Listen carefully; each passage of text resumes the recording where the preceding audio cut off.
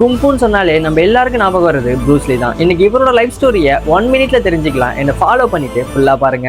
1940ல அமெரிக்கால பிறந்து ஹாங்காங் ஸ்ட்ரீட்ல ஸ்ட்ரீட் ஃபைட் பண்ணி வளர்ந்த பையன் தான் ப்ரூஸ்லி. தப்பான வழியில போகக்கூடாதுன்னு அவர் அப்பா மாஸ்டர் இப்மான் கிட்ட கும்பு கத்துக்க அனுப்புறாரு. அதுதான் அவரோட லைஃப்ல டர்னிங் பாயிண்டாவே இருந்துச்சு. 18 வயசுல வெறும் $100 வச்சுக்கிட்டு அமெரிக்காவுக்கு திரும்புறாரு.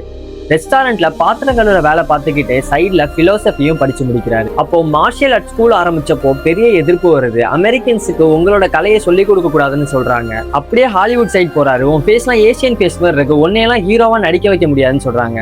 அவரோட குங்ஃபு சீரிஸையே எடுத்து அவரே ஹீரோவா போடாம வேற ஒரு அமெரிக்கனை தூக்கி ஹீரோவா போடுறாங்க. ஹாலிவுட் சரியா வராதுன்னு ஹாங்காங்கே வராரு. அங்க இந்த பிஸ்ட் ஆஃப் ஃபியூரி, இந்த பிக் பாஸ்னு ஹிட்டுக்கு மேல ஹிட்டு கொடுக்குறாரு. அதுக்கப்புறம் இந்த ஹாலிவுட்டை இவர்கிட்ட கெஞ்சிக்கிட்டு இருந்தாங்க. அதுக்கப்புறம் தான் அந்த டிராகன் ஸ்டார்ட் ஆனிச்சு. ஆனா அங்க சோகமான விஷயம் என்னன்னா, அந்த படம் ரிலீஸ் ஆகி உலகம் முழுக்க ஹிட் ஆகிறதுக்கு கொஞ்ச நாள் முன்னாடியே அவரோட 32 வயசுல இறந்து போயிடுறாரு. என்னதான் அவர் இன்னைக்கு இல்லைனாலும் அவரோட பி லைக் வாட்டர் பிலாசபி இன்னமும் வாழ்ந்துட்டு தான் இருக்கு.